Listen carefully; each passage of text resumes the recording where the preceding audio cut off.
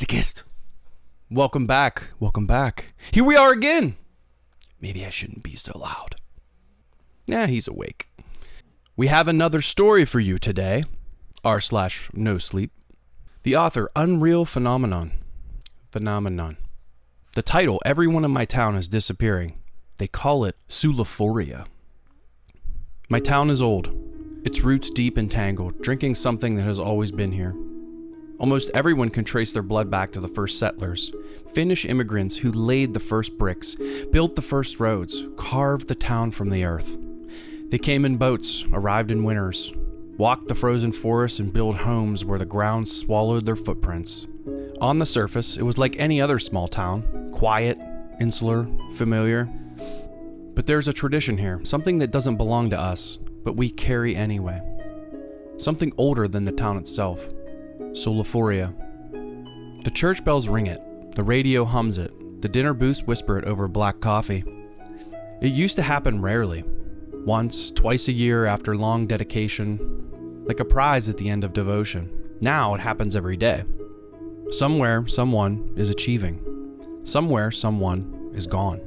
The first time I witnessed someone achieve Sulaaphoria was at the bar with Melody. "Did you hear about Hansel?" she asked, swirling her drink. "He achieved last night. Just lay in the snow and poof, gone." Hansel had vanished weeks ago. The night after that, Dave spent hours lowering himself into hotter and hotter water, grinning as steam curled from his skin. Melody and I were growing desperate. We had tried everything: wax burns, sauna sits, fasting until our ribs counted for themselves. Nothing. We were still here. That night, the bar was packed, wall to wall, no laughter, no breaking glass. The usual drunken shouting had been replaced with something quieter, something electric.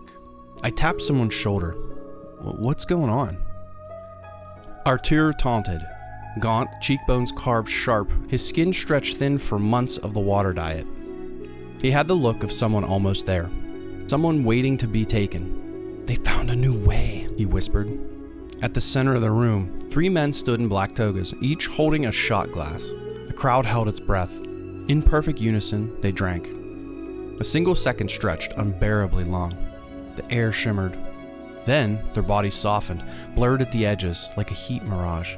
The folds of their skin began to separate, like liquid pulling apart. The moment hung, viscous, heavy. They dissolved. Their clothes collapsed onto the floor, still damp with sweat and spilled liquor. "Sulaaphoria!" the crowd erupted. Cheers, shouts, people slamming their glasses down on the bar, ordering rounds of tequila. "I will have what they had." That's all it took? Melody nudged a crumpled toga with the toe of her shoe. "How long have we been trying?" All they did was, what? Do some fucking shots? People were vanishing everywhere now. A diner had lost their entire staff overnight. Kids wandered the streets, their parents gone mid-breakfast, their plates still warm. It wasn't that it was strange, just disappointing that it hadn't happened for me. I ordered a shot of tequila, same as the 3 from before. I closed my eyes and tipped it back, swallowed, waited. Nothing. The bar was suffocating. My vision doubled. Was this it? Was this the moment before? Maybe I wanted it too much. Through the blur, I saw Melody across the room swaying, eyes fluttering, deep in conversation with a group of strangers. I pushed through the crowd, their words tangled together, melting. Dispersion, all spoken with an evangelical urge. It wraps around you, pulls you through, then bam, gone. A man turned towards me, his expression lifting. "What? Have you seen?" The world tilted. Something clenched in my stomach. My breath felt too slow. The lights smeared across my vision. I muttered something, maybe something blasphemous. It was one thing to speak of how someone achieved. It was another thing entirely to claim to know what happened after. Only the ones who see had the right. His expression darkened. Before I could react, his fist caught me across the jaw. I hit the floor, too dizzy to get up. Crowd laughed. Melody shouted for them to stop, but I hardly noticed.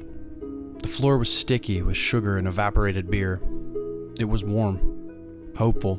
My limbs numbed.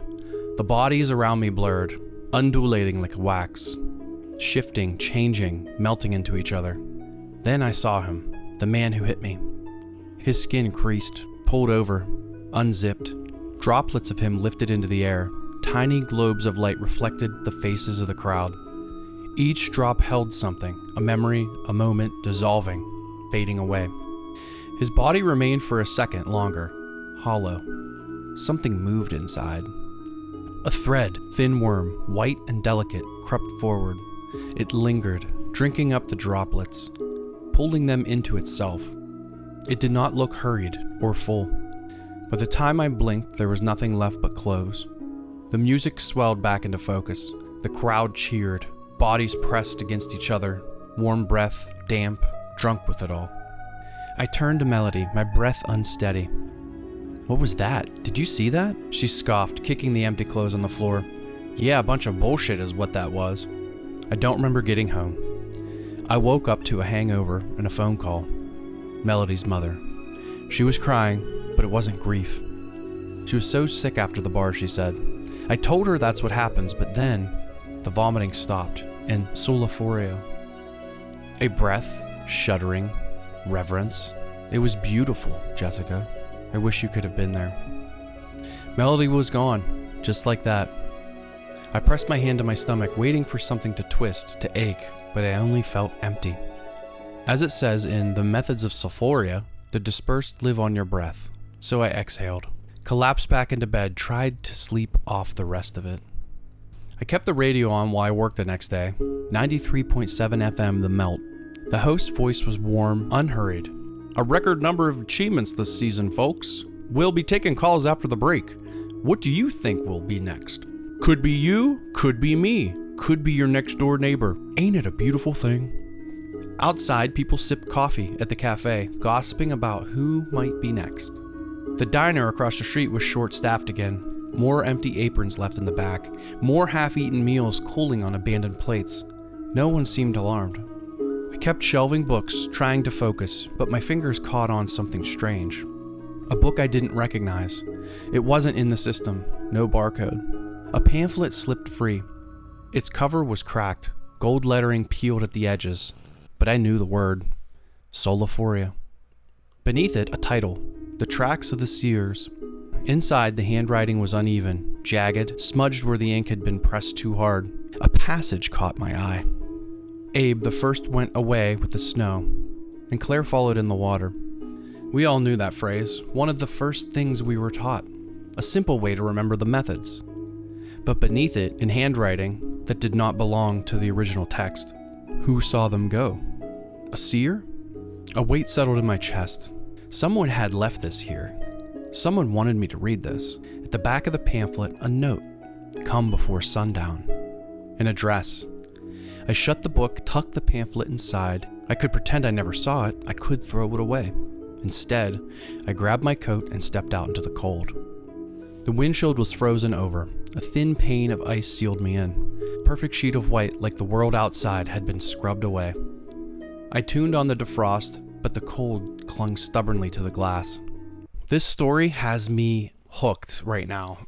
What a crazy concept that people are dissolving and dissipating, apparently moving on to the afterlife, and everybody wants it. Everybody is like trying to get to that point, almost to the point of jealousy, where everybody's seeing somebody leave and they're like, man, I wish that was me. That's like a completely different utopian world that these people are living in, where there's an understanding that this is the end game, like, and everybody is clawing to get there. It almost reminds me of how people fight for money in our real world, and money has been replaced with this movement to the afterlife, or wherever this next plane is. The image of the man in the bar dissolving in this worm licking up his energy, that got me a little bit excited. Let's get some more. I reached in the back seat, fingers stiff as I fumbled for the scraper. My knuckles ached, the dry air pulling at my skin. The moment I touched the handle, something shifted. A whisper. Soft at first, curling at the edges of my ears, barely louder than my own breath. It was easy to ignore, like the sound of the house settling at night, the distant hum of a street lamp, something just on the verge of being real. The ice on the windshield cracked, a fine hairline fracture webbed outward, slow and deliberate. The whisper wasn't alone. More voices joined, layering, shifting, a chorus pressing against my ears. Some were too distant to hear, some felt too close. My breath came shallow, my pulse knocking against my ribs. The voices tangled, rose, folded over each other. The more I tried to make sense of them, the worse it became. My name, not spoken but exhaled. "Melody?" I whispered. The windshield groaned. The fractures deepened, spidering outward, the ice straining against itself, warping under a pressure I couldn't see. It wasn't the defrost. It wasn't the heat. It was something else. A quote from The Methods of Sulaaphoria came to me. They live at the moment of liminal matter. I gripped the scraper tighter, but my hands were useless. The voices wove through the air, a low hum beneath my skin, a vibration in my bones. The glass shuddered. It was sitting in my car, the heater blasting, and I had never felt colder. A voice, breathless and hollow, like wind through bone. "Jessica." I threw the door open and stumbled onto the pavement, the cold biting into my skin. My breath came hard and fast, vapor pluming into the air. The world had emptied. No wind, no whispers, just the weight of quiet pressing down on me, thick as snowmelt. I stood still, waiting. My ears rang with the absence of sound. My fingers flexed around the scraper. The windshield was still frozen, the fractures holding steady. The ice had just begun to melt. I forced myself to move, scraping away at the frost, my hands trembling. I should have gone to the address. I didn't. Instead, I went home. The house swallowed me whole. The door shut behind me, the air thick, humid, stale. I stood in the dark, waiting for my body to feel like it belonged to me again. I called for my dog. "Arcades?" No paws against the wood, no skittering claws. "Come here, bud." Silence. The kind that settles over a graveyard. I stepped into the kitchen. The faucet dripped with a loud sound and a stillness. The water in his bowl rippled. His collar rested beside it. The red nylon dam coiled to itself like shed skin. His tag gleamed under the kitchen light, unreadable, as if the letters had been smudged out. I knelt, reaching for the collar. It was still warm. I pressed my fingers onto the floor where he should have been. No fur. No sign that he ever existed, except for the space he left behind. This isn't happening, I thought. Animals don't achieve, do they? I thought about calling someone, anyone, but who would I call? Melody would know what to do, but Melody was gone. My father was gone to the mist off a boat, and my mother was in the steam of a shower. Something moved in my peripheral vision. I turned. The water in Arcadie's bowl trembled, a single ripple breaking across the surface. I bolted to the bathroom. The mirror was fogged over, my reflection barely visible, warped, stretched. I peeled off my jacket, turned on the shower knob, and let the steam rise like breath from a chasm. Heat wrapped around me, thick and cloying, dampening my skin before the water even touched me. I stepped inside. The hot water pounded against my skull. My muscles loosened. My thoughts dissolved. I closed my eyes and let myself drift. Jessica. My eyes snapped open. Water streamed down the walls, gathering in slow, crawling rivulets. The steam thickened. Something moved in. Not a shape or a person, just a sense of something. Jessica. I turned too fast, feet slipping against the wet tile, caught myself on the wall, my fingers dragged through the condensation, leaving frantic smear lines. The whisper came again, closer. Jessica. The steam curled around me, pressing into my skin, heaving, clinging. A dozen voices, 100, 1,000. They all spoke to me at once. See her. The air snapped, the voices vanished, and the steam exhaled. I stumbled back, hit the shower knob. I clutched the sink, staring at my reflection through the thinning fog. My face looked wrong, hollow. The whispers were gone, but they weren't really. They have always been there, hiding in the liminal matter. I understood. I turned off the water, pulled on my clothes with shaky hands. I didn't want to be in the house anymore. I didn't want to be alone anymore. I grabbed the track to the Sears and my car keys. The note had said, "Come before sundown." I was going, because what else was there to do? This is an awesome beginning to an awesome series. I was glued. I was completely immersed. I didn't really say much throughout the story because I wanted to know what happened next, and I'm sure that you guys were on the edge of your seat too. What an awesome concept. This story, I think, is really, really good. Kudos to the author. Unreal phenomenon. You've done a great job at setting up something great here. If you could please like and subscribe. It helps out a lot. I really do enjoy doing these videos, and I love reading your guys' stories. It's unbelievable how many awesome writers are out there. Please comment if you have a story of your own you want me to read. And like always, I am the Mid-Crit Masochist. Farewell.